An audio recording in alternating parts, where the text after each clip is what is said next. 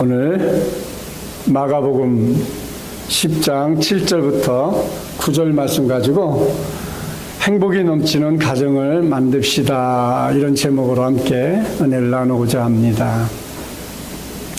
행복이 넘치는 가정을 만들기 위해서는 행복한 가정은 부부로부터 시작한다는 거예요. 부부가 가정에서 얼마나 행복하게 사느냐에 따라서 바로 그 자녀에게 미치는 영향은요, 말할 수가 없어요. 어제도 우리 선배 목사님인데 저 강진에서 목회를 하시는 목사님이신데 우연찮게 전화가 왔어요. 그래서 전화를 받았더니 전화를 끊어요. 그래서 내가 다시 아니 전화를 했으면 말을 해야지 끊어봤더니 그랬어? 난 전화 안 했는데 터치폰이라 이게 아마 다른 사람 걸 만지다가 전화가 왔었나 봐요. 그러다가 딸 얘기를 내가 했어요. 그랬더니 지금 영국에 가 있대. 왜? 그랬더니 결혼하기 싫다고 아버지를 피해서 영국으로 피난 간 거래요. 그 목사님도 당이 굉장히 심해요. 저는 거기에 되면 이제 양반일 정도로, 그 목사님은 등치가 나보다 조금 작은데도 몸무게가 36kg래요. 남자가 36kg면 여기서 생각을 해보세요. 아마 은성이 몸무게보다 더. 남자가, 그것도 성인이, 빼빼 말랐어. 네. 휘청휘청거리죠, 뭐.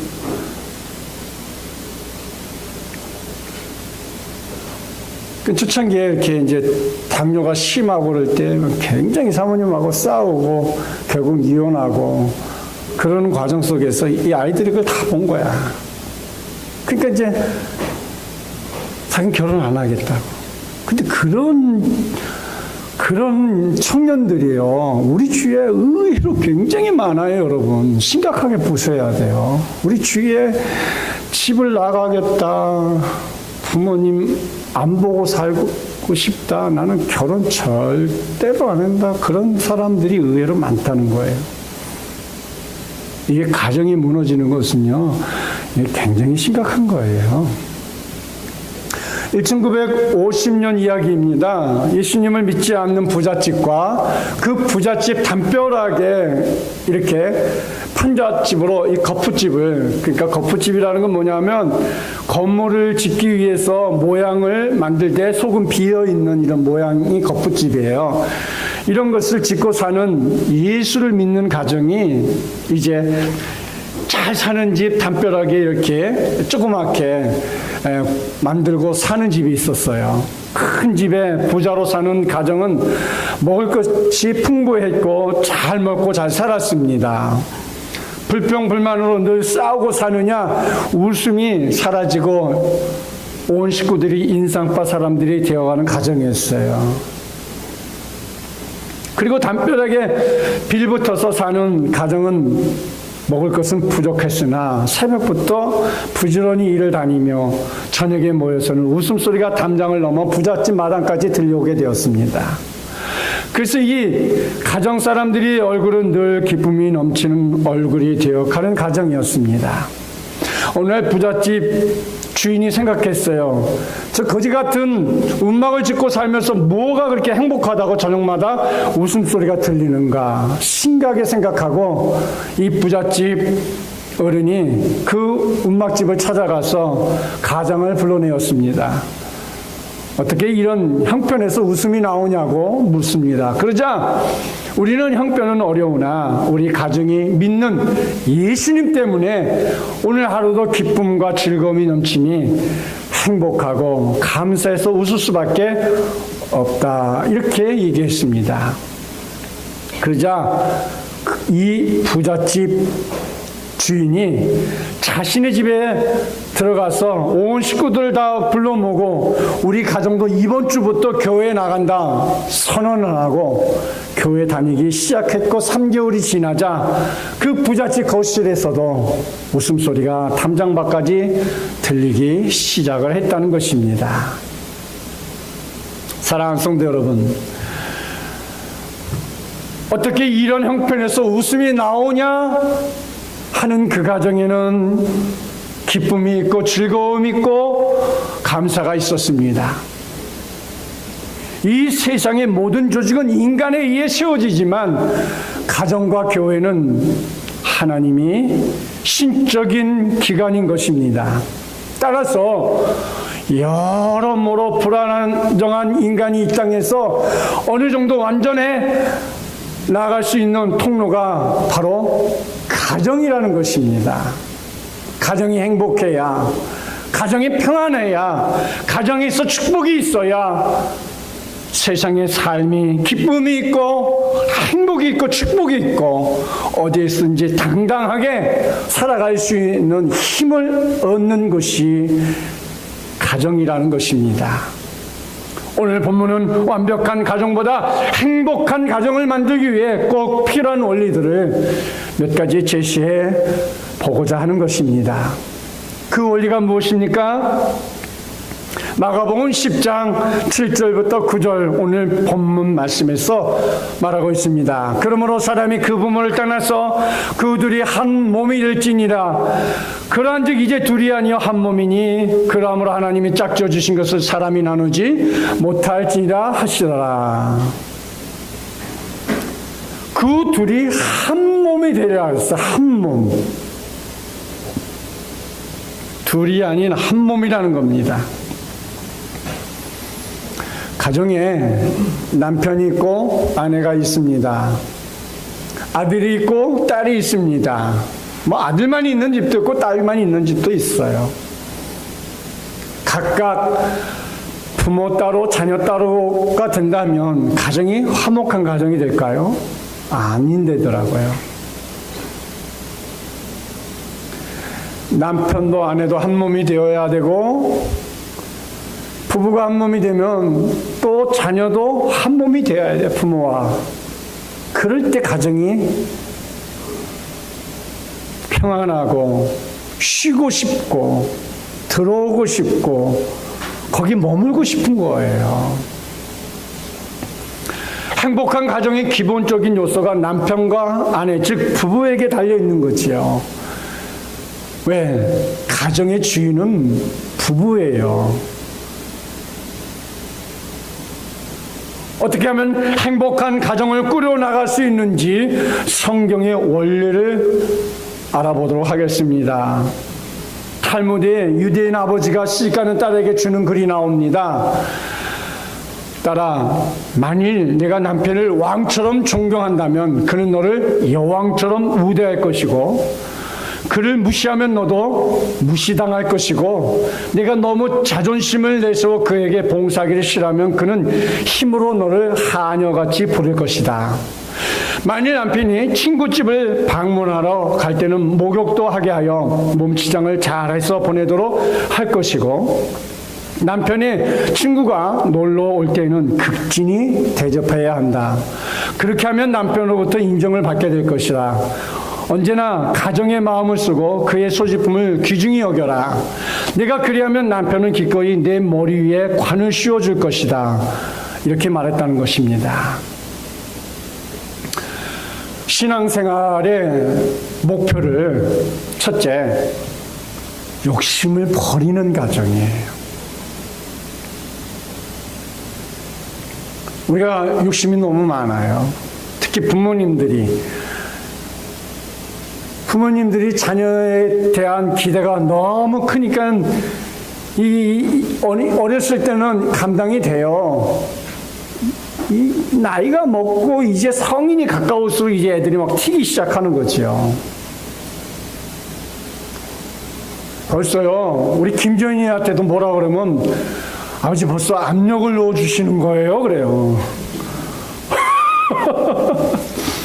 지금부터 뭐 이제 권사님하고 이렇게 다니다가 야, 대학교는 어디가 좋겠더라. 어디가 좋더라. 막 그러면 벌써부터 압력을 넣어주시는 거예요. 그래. 이 아이들이 벌써 알아요. 부모가 어떻게 욕심을 부리고 있는지를 안다니까.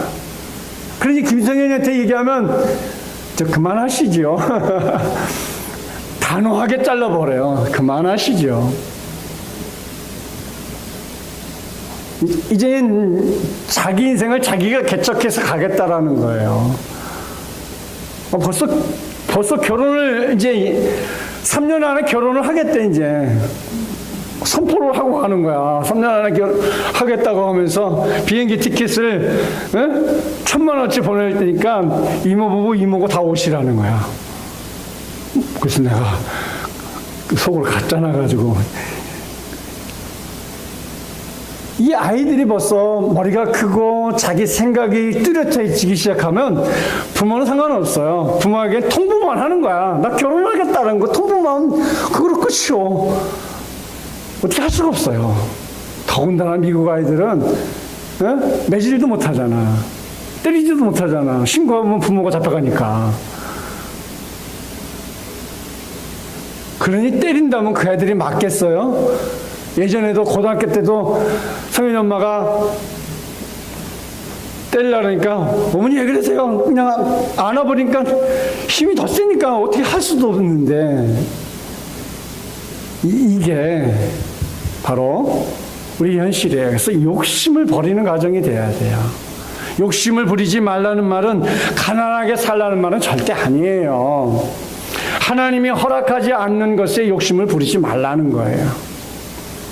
물질이든 자녀 교육이든 우리의 성공 가도이든 무엇이든지 너무 욕심 부리지 말라는 거예요. 두 번째, 겸손하고 낮은 자리를 즐기는 가정이에요. 비우면요 얼마나 행복한지 몰라요. 욕심이 있을 때는 그 욕심을 향해서 막 나도 불안하고 자녀들도 불안하고 가정도 불안하고 다 불안해요. 왜?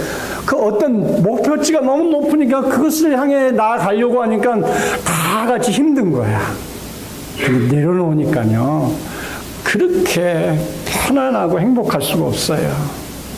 여러분, 자존심을 다 버리고 비굴하거나 비천한 자가 되라는 거 절대 아니에요. 오해하지 마세요. 모든 사람들이 하나님의 창조의 작품임을 알고 존중하고 높이고 배려하는 삶을 통하여서 자기 존중감을 성숙시켜 가는 거야. 여러분, 겸손하고 낮아지라니까 뭐 그냥 맨날 고기만 쓰고 비굴하고 뭐든지 예예 이런 것은 아니에요. 여러분, 자기의 목표가 분명하면서도 정말 겸손하게, 때로는 내가 이 목표치가 내 목표치가 아니라면 언제든지 겸손하게 낮추어서 목표를 변경하면서 최선을 다해서 나가는 사람의 모습, 그게 중요한 거잖아요. 거기에 즐거운 삶을 영위하는 그런 가정이 될 수 있는 거잖아요. 세 번째로, 늘 하나님의 은혜를 간구하는 기도의 가정이 되어야 합니다. 네 번째로, 우리 가정은 예수님을 믿고 예수님과 연합하여 성령으로 동거하는 가정이라는 자존감을 가지고 살아가는 가정이 되어야 돼요. 예수 안에서 기쁨이 있고, 예수 안에서 감사가 있고, 예수 안에서 하나가 되고 서로를 아껴주고 사랑해주는. 첫째로, 부부가 하나 되는 가정이 되어야 되는 거예요. 부부가 하나 되는. 아침에 잠을 깬 남편이 아내에게 이렇게 말합니다. 굿모닝, 좋은 아침이야? 그랬더니 아내가 하는 말, 좋은 아침 좋아하네. 왜 눈 떴어? 그러자 어느 날 회사에서 퇴근한 아빠에게 아들이 물었습니다. 아빠, 동양과 서양의 대표하는 악처가 누구인지 알아오는 숫자가 있는데, 서양을 대표하는 악처는 소크라테스의 아내 크산 티베라라는 것을 아는데 동양 최대의 악처는 누군지 몰라요. 아빠는 아세요? 하고 묻자 아버지가 아들에게 이마에 꿀밤 한 대 딱 때리면서 야 이놈아 네 엄마의 이름도 모르냐 그러더랍니다. 지 엄마가 최고의 악처예요. 동양의 악처야. 이게 우리의 현실이라는 거죠. 요즘 부부 사이가 이렇다는 거예요. 사실 이 세상에서 가장 가까운 관계가 부부예요. 부부간에 비밀이 없어요. 모든 것을 다 보여주고 사는 것이 바로 남편과 아내의 결혼 생활입니다. 하나님은 태초에 아담과 하와를 부부로 만드시고 살게 하셨어요. 인류 최초 인간은 부자지간도 아니고 형제 자매도 아닌 바로 남편과 아내였습니다. 가정의 중심 구성원이 부부입니다. 남편과 아내가 서로 존경하고 사랑하면 하나의 항아리를 이루는 거죠. 그렇죠? 여러분 항아리가 어때요? 입구가 오로지 하나예요. 그렇잖아요? 항아리가 입구가 여러 개가 있으면 그건 깨진 항아리죠. 입구가 하나예요. 이 속에는 늘 훈훈한 기운이 담겨 있어서 그 속에서 사는 자녀들이 건강하고 정서적인 안정을 얻으며 바르게 성장해야 합니다. 부부간에는 서로 하는 일에 힘을 얻습니다.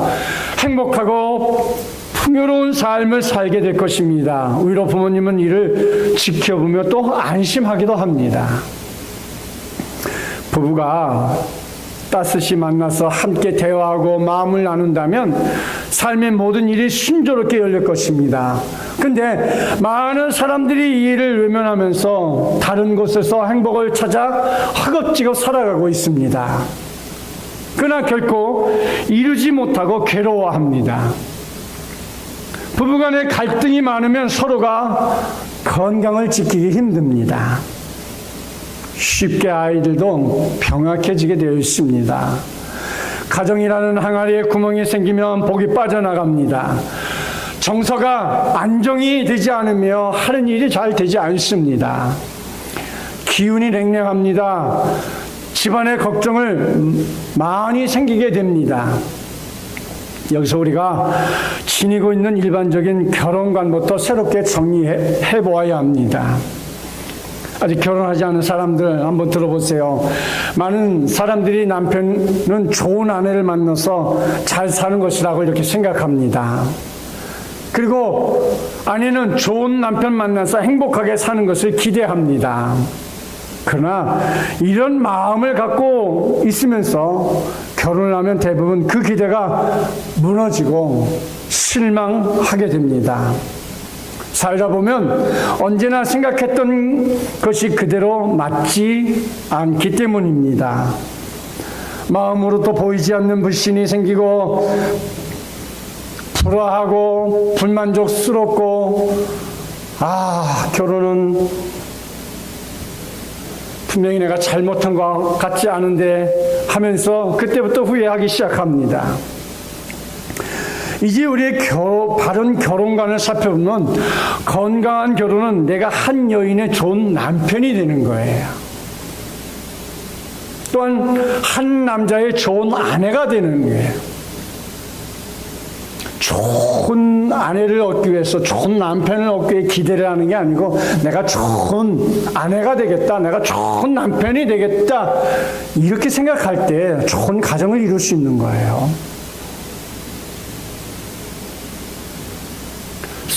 서로 의존하는 관계는 언젠가 그것이 무너질 때 불만을 갖고 갈등하게 됩니다. 그러나 서로가 바로 서게 되면 쉽게 둘이 하나가 되어서 큰 힘을 이룰 수 있는 것이죠. 그러면 건강하고 행복한 가정을 반드시 이루게 될 것입니다.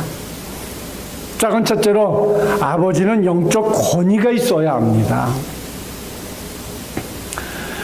가정의 어른인 아버지가 예수님을 신실하게 믿고 말씀을 가까이 하면서 주의 말씀으로 가족을 훈계하여 가르치고 인도하는 등 영적 권위를 세워야 하는 것이죠. 아내가 아버지의 권위를 세워주어야 참된 가정이에요.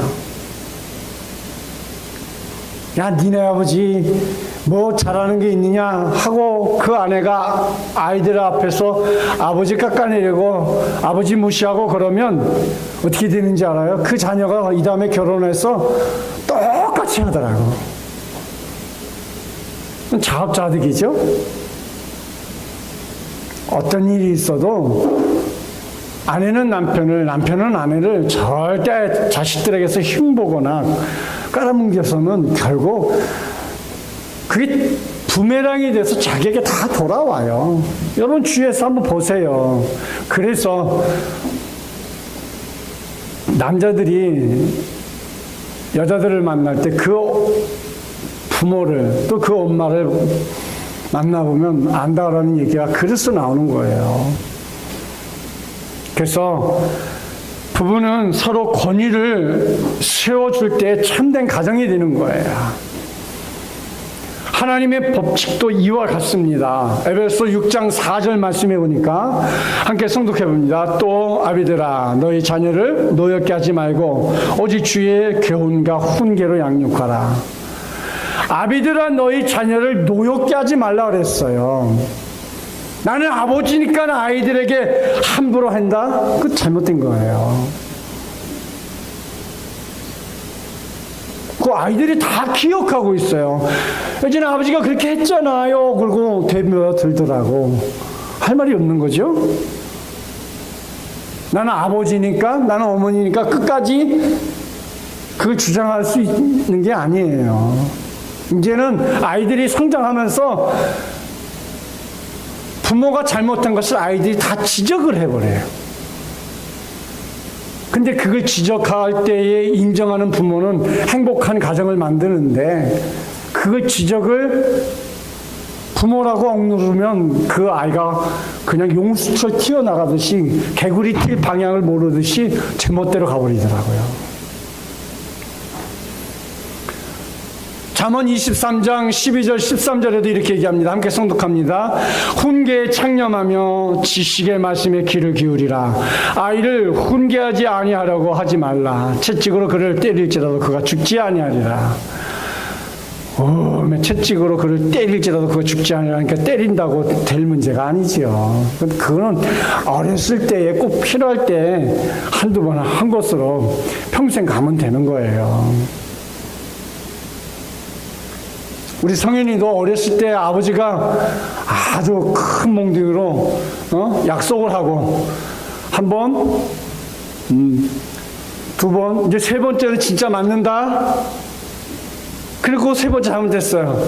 큰 몽둥이 있단 많은 거, 아주 둥그런 거 맞을 잘 있죠? 딱 갖다 놓고 몇 대 맞을래? 네가 결정해. 그러니까 한 대 맞겠대. 한 대를 얼마나 세게 때려줬어요. 꼭 기억해. 그 다음에 또, 이제 하나, 세 번째 또 맞는 거야? 그랬더니, 네, 그다음부터 난 두 번 다시 잘못한 일을 안 하더라고요. 지난번에 물어봤더니, 그때 맞은 거 기억한대요. 제가 잘못해서 맞았지요.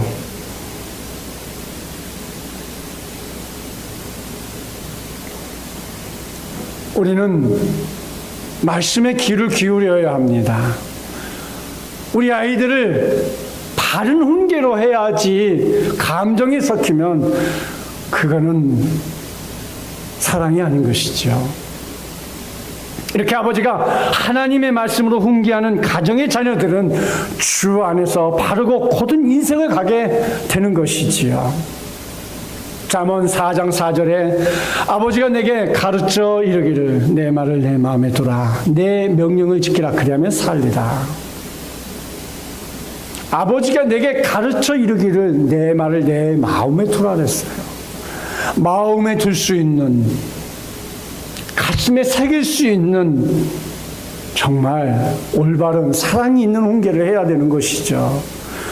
아버지가 자녀들을 하나님의 말씀으로 훈계하고 가르치고 인도하려면 가정의 가장인 아버지가 예수를 잘 믿어야 하는 것이지요. 아버지의 영적 권세는 작은 첫째로 축복권이 있습니다. 여러분 민수기 6장 24절부터 26절 한번 찾아보시길 바랍니다. 구약성경 민수기 6장 24절입니다.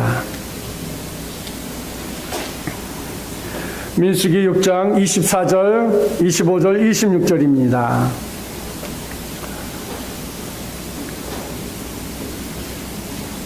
찾은지 믿고 성독합니다. 여호와는 내게 복을 주시고 너를 지키시기를 원하며 여호와는 그의 얼굴을 내게 비추사 은혜 베푸시기를 원하며 여호와는 그 얼굴을 내게 향하여 드사 평강 주시기를 원하노라 할지나 하라. 내게 복을 주시고 또 그의 얼굴을 내게 비추사 그 얼굴을 내게 향하여 드사 평강 주시기를 원하노라. 하나님께서 아버지들이 자녀와 아내들을 축복하기를 원하십니다. 하나님께서 축복하면 그렇게 이루어 주시겠다고 약속하고 있는 것입니다. 아버지의 손은 저주의 통로가 아니라 축복의 통로가 되어야 합니다.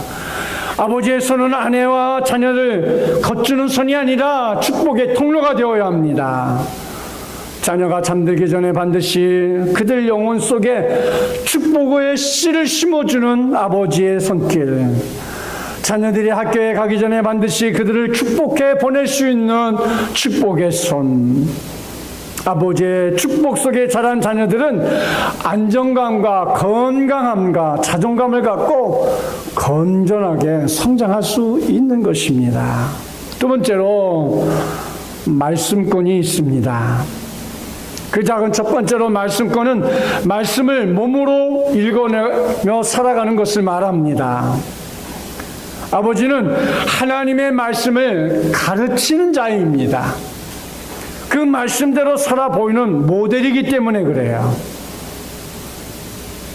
잠언 22장 6절에 마땅히 행할 길을 아이에게 가르치라. 그리하면 늙어도 그것을 떠나지 아니하리라.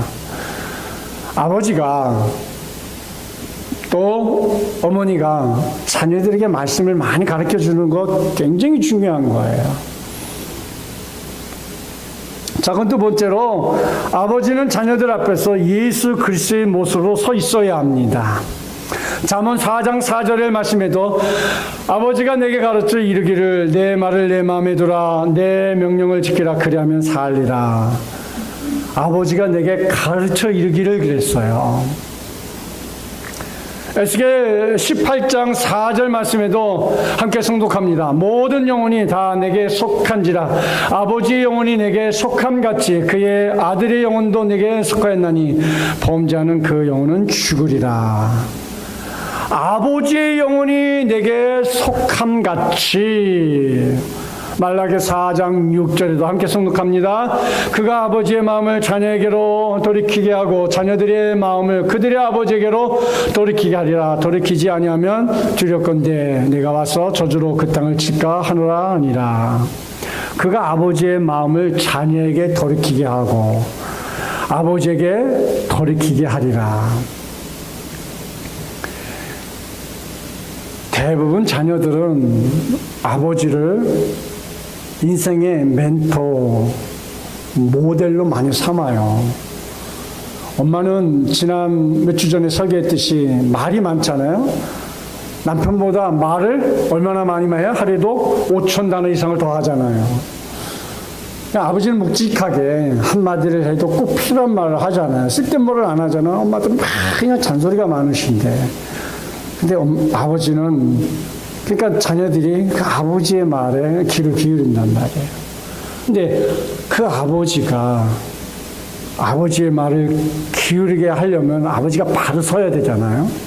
아버지가 맨날 약주나 잡수시고 와가지고 엄마보다 약주 잡수신 날 와서 더 많은 잔소리를 하면 그 아버지를 믿고 의지하고 멘토로 삼겠느냐 말이에요.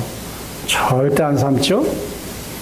그러니까 아버지는 그리스도의 모습과도 같은 거예요. 예수님의 모습과도 같은 거란 말이에요. 그래서 아버지가 기둥처럼 잘 버팅겨줘야 되는데, 그래서 우리 남편들을, 우리 아버지들을 예수 믿게 해서 말씀으로 바로 서게 해야 가정이 바로 서는 거예요. 작은 세 번째로 자녀들을 말씀으로 가르쳐야 합니다. 신명기 6장 7절 함께 성독해 봅니다. 내 자녀에게 부지런히 가르치며 집에 앉았을 때든지 길을 갈 때든지 누웠을 때든지 일어날 때든지 이 말씀을 강론할 것이며 그랬어요. 부지런히 가르치는데 언제든지 때를 얻든지 못 얻든지 그저 기회만 되면 말씀을 강론하는 거예요. 그 말씀 강론하는 쉬운 일이 아니에요. 그만큼 아버지가 신앙이 좋아야 돼요. 영적인 부분에 대해 가르쳐야 합니다. 구원에 대해 가르쳐야 합니다. 가족은 영적 사관학교이기 때문입니다. 아버지 혼자 뛰어난 영성 가져도 덕이 되지 않습니다. 훌륭한 신앙인은 훌륭한 인격자가 될 수 있지만 훌륭한 인격자가 훌륭한 신앙인은 될 수 없어요. 아버지가 독실한 신앙인이므로 내 자녀도 독실한 신앙인이 될 것이라는 착각은 해서는 안 돼요. 이번에 성현이가 돌아가면서 한번 물어봤어요. 이모가 이번에 와가지고 뭘 한 거 제일 잘했니? 했더니 새벽기도 한 것이 제일 잘한 거예요. 이번에 와서 새벽기도를 했어요. 그러면서 새벽기도가 얼마나 힘들고 어려운지를 스스로 느껴보고 간 것이지요. 저는 우리 자녀들이 이런 경험이 매우 소중하리라고 생각되어집니다.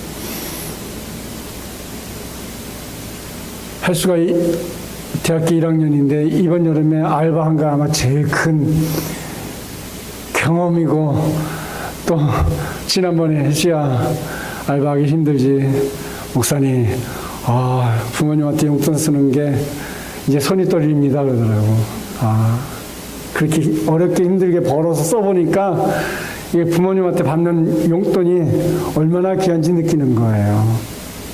그런 경험들이 우리 자녀들이 성숙하고 성장하며 그럼을 통해서 기쁨을 얻는 거예요. 작은 세 번째로 훈육권이 있습니다. 에베소 6장 4절에 또 아비들아 너희 자녀를 노예케 하지 말고 오직 주의 교훈과 훈계로 양육하라. 자녀들은 아버지가 말하는 대로 살지 않습니다. 자녀는 아버지의 등을 보고 자란다고 합니다. 아버지의 자녀들에게 도덕과 윤리의 기준이 됩니다. 아버지는 가정에 있어서 사랑과 공의를 실천하는 자입니다. 권위를 가지고 단호하게 안 되라고 말할 수도 있어야 합니다. 첫째, 지나친 간섭을 피하라. 둘째, 완벽을 기대하지 말아라. 셋째, 지나친 엄격함을 피하라. 넷째, 사랑이 없는 훈육을 피하라. 사랑으로 훈육하라. 두 번째로, 어머니의 눈물 어린 기도가 있어야 합니다. 어머니의 기도가 위대합니다. 특히 자녀들을 올바르게 키우기 위해서는 어머니의 눈물 어린 기도와 가르침이 없이는 안 됩니다. 어머니의 기도와 가르침의 위대함을 예어로서 깨닫고자 합니다. 세계적인 서기의 부호 록펠러의 어머니 일라이자 데이비슨 여사는 록펠러의 어머니는 청교도의 후예로서 기도로 아들을 길러냈습니다. 그가 33세에 백만장자가 되었고 53세에 세계 제일의 부자가 되었고 12개의 대학을 세웠고 4,928개의 교회를 세워 봉헌하였고 수많은 가난한 사람들에게 주의 사랑을 베풀어 구제하는 등 하나님이 기뻐하는 일을 가장 많이 한 사람으로 현재까지 기록되어 있습니다. 록펠러가 이렇게 하나님이 기뻐하는 일을 많이 하게 된 것은 새벽마다 일어나 기도하신 어머니의 기도와 가르침 때문이었다는 것이죠. 그의 어머니는 새벽마다 기도하면서 록펠러에게 다음 10가지를 반드시 지키도록 가르쳤다고 합니다. 첫째, 하나님을 친아버지 이상으로 섬겨라. 두 번째, 목사님을 하나님 다음으로 섬겨라. 셋째, 주일 예배는 꼭 본 교회에서 드려라. 넷째, 11조는 하나님의 것이므로 먼저 구별하여 드린 후 나머지를 사용하여라. 5째, 아무도 원수로 만들지 말라. 6째, 아침에 목표를 세우고 기도하라. 7째, 잠자리에 들기 전 하루를 반성하고 기도하라. 8째, 아침에는 꼭 하나님의 말씀을 읽어라. 9번째, 남을 도울 수 있으면 힘껏 도우라. 그리고 도와준 일에 대해서 절대로 나팔을 불면 안 된다. 10번째, 예배 시간에 항상 앞에 앉으라. 이와 같이 어머니의 기도는 자녀들을 하나님을 기쁘시게 하는 위대한 사람으로 만들게 되었던 것이지요. 세 번째로, 나는 좋은 남편 혹은 좋은 아내인가? 에베소 5장 25절에 남편들 아내 사랑하기를 그리스도께서 교회를 사랑하시고 그 교회를 위하여 자신을 주심같이 하라. 여러분, 남편들은 아내를 사랑하기를 예수님이 교회를 사랑한 것처럼 사랑하라고 했습니다. 예수님은 교회를 세우고 보존하기 위해 자신의 몸까지 희생하였습니다. 피와 땀과 눈물로 보호하시고 지켜주었습니다. 이유는 교회는 바로 예수님의 몸이기 때문인 것이죠. 마찬가지로 남편들이 아내를 사랑하는 이유는 아내는 남편과 이미 한 몸이기 때문입니다. 가정을 가진 사람으로 조용히 이런 질문을 한번 던져보았습니다. 나는 내 아내의 좋은 남편인가? 또는 내 남편의 좋은 아내인가? 그리고 내 아이들의 부모로서 자격이 충분한가? 이 물음에 당당히 네 하고 대답할 수가 있는지를 이 시간에 한번 여러분 조용히 한번 자기 자신에게 한번 물어보시길 바랍니다. 나는 내 아내에게 좋은 남편이 되었던가? 내 남편에게 좋은 아내였던가? 이미 나 스스로가 이러한 자긍심이 없다면 나는 늘 정서가 불안할 것입니다. 그리고 가족들에게 그들의 잘못이나 허물을 지적하고 고쳐주려는 이상한 마음만 내 속에 생겨나고 있다는 것을 여러분 아셔야 합니다. 자신을 잘 돌아보지 않게 되고 상대를 고쳐주고 변화시키기만을 원하는 사람의 모습은 아니었나 생각하는 것이지요. 이렇게 되면 집안은 큰 소리가 자주 나고 서로를 원망할 수밖에 없어요. 왜? 너 왜 자꾸 그러니? 하면 그 아이는 뭐라는지 알아요? 그러는 엄마는, 그러는 아빠는 그런다니까요.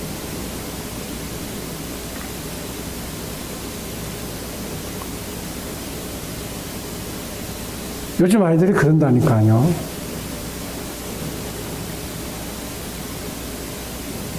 여러분, 어떤 목사님이 설교하시면서 그 부모가 그 아이에게 야, 너는 왜 그렇게 성적이 그 모양이냐 했더니 엄마 성적표를 핸드폰에 가지고 다니거든.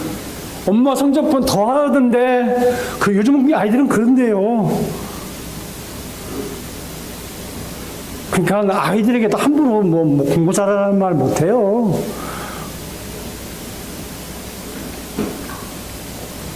가정의 분위기가 차가워지고 식구들이 이유 없이 자주 아픕니다. 하는 일이 순조롭게 잘 풀리지 않게 됩니다. 이것이 가정이 화목하지 못하고 행복하지 못하다는 거죠. 이제는 먼저 나 자신을 인정하고 존중해야 합니다. 스스로 자신을 소중히 사랑해야 합니다. 사람들은 대부분 어떻게 자신을 사랑해야 할지를 모르고 살아가고 있어요. 이는 아픈 마음인 거예요. 그동안 정말 귀하게 여겨야 할 자기 자신을 사랑하고 있지 못하다는 것이죠. 이럴 때 먼저 자신의 몸부터 사랑해 보시길 바랍니다. 자, 여러분 조용히 저를 보면서 한번 호흡을 해보세요. 그리고 두 손을 자기 가슴에 이렇게 한번 대보십시오. 그리고는 저를 따라서 이렇게 한번 얘기를 해보세요. 이 몸속에 수많은 기관들이 있죠. 이 기관들을 향해서 내가 너희들을 일일이 다 사랑을 해주지 못했구나 하면서 속으로 한번 속삭여 보세요. 우리 몸이 얼마나 좋아하는 느낌이 여러분 드는지 아세요? 그 몸들이 굉장히 좋아해요. 여러분, 우리 교회 엘리베이터 문을 딱 열고 들어오면 왼쪽에 고무나무 하나 있어요. 거기 늘 어둠컴컴한 데서 있는 이 고무나무가 우리 이전 예배 드릴 때 누가 사주셨는데 병이 나가지고 다 떨어졌어요. 그래서 제가 응급처치로 주일 예배만 끝나면 저기 창문가에다가 햇빛을 많이 쬐라고 했더니 여러분 그거 아세요? 그 병으로 시들시들하던 고무나무가 싹이 나오기 시작했어요. 밑에서 드디어 싹이 나오기 시작했어요. 이제는 힘을 받은 거예요. 여러분 몸에도 여러분이 스스로를 아주 존귀한 내 모든 기관이라고 생각하면 얼마나 힘을 얻겠어요. 고맙다, 사랑한다 이렇게 한번 두들겨 주시길 바랍니다. 자신이 아름답고 사랑스러운 존재임을 알아야 돼요. 이렇게 해야 자기 사랑이 가슴속에 가득 채워지는 모습을 여러분 느껴보시길 바랍니다.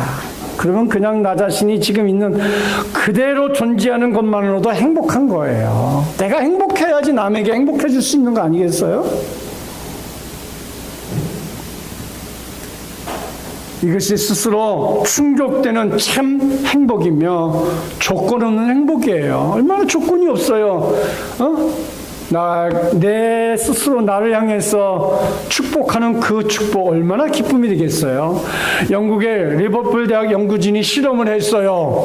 학생들에게 부부의 사진을 이제 남편 사진 따로, 아내 사진 따로를 이제 320장의 얼굴을 쫙 갖다 깔아놓고 학생들에게 부부라고 생각되는 사람들을 이렇게 맞춰보라고 학생들에게 딱 했어요. 근데요, 놀라운 결과가 나왔어요.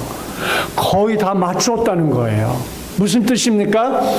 부부는 얼굴도 닮아간다는 사실이에요. 같이 웃고, 같이 슬퍼하고, 같이 감정을 나누고, 얼굴의 감정선이 같아지게 되고, 세월이 지나다 보니까 모습이 비슷해져 가는 거예요.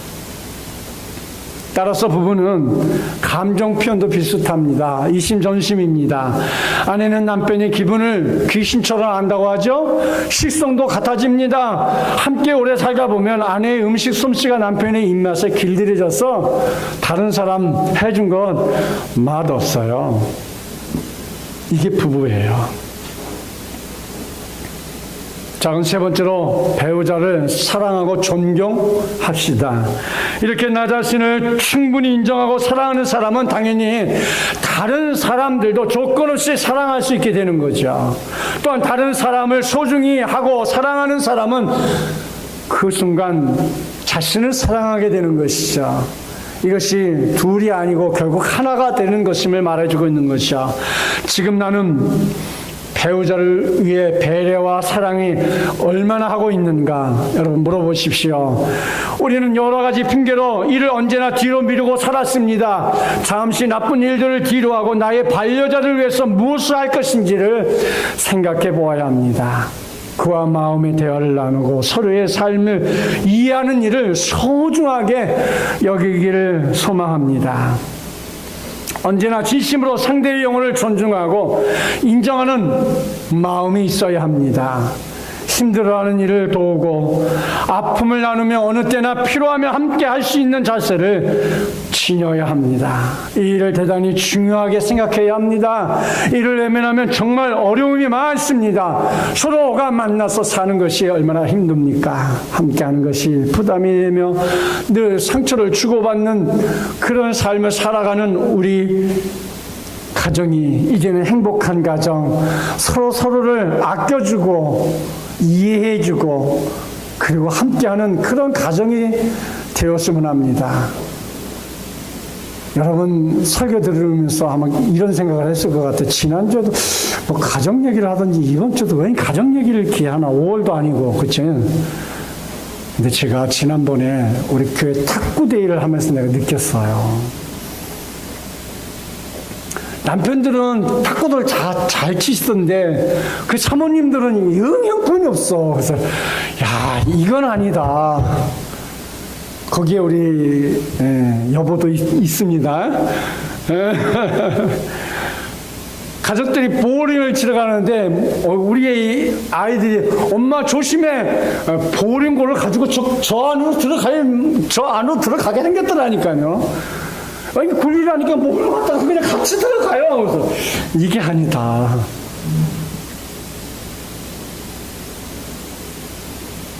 우리 예수 믿는 사람들이 크리스찬의 가족 문화가 너무 없어. 그래서 제가 말씀을 준비하게 된 거예요. 부부가 탁구 게임 한번 해보지 않는 가정, 볼링장 한번 가지 못한 가정, 여러분 오늘이라도 시간 되시면 꼭 한번 좀, 애들은 이제 떼쳐버리고 애들 데려가지 마세요. 부부가 둘이 한번 가보세요. 가서 연습해가지고, 연습 잘 되면 자식도 불러다가지고 부부와 자식 내기도 한번 해보고, 그러면 참 멋있는 가정이 아닐까 싶어요. 꼭 그렇게 해보시길 바랍니다. 결론을 맺습니다. 좋은 가정 만들기 하나가 되어야 합니다. 첫째, 부부간의 화합의 정성을 다해 보시길 바랍니다. 그러기 위해서는 먼저 나 자신이 남편 혹은 아내로서의 자격이 충분히 인정하고 사랑해 보시길 바라고요. 둘째로, 부부가 서로 사랑하고 존경하는 삶을 살아가시기를 바랍니다. 기도하겠습니다.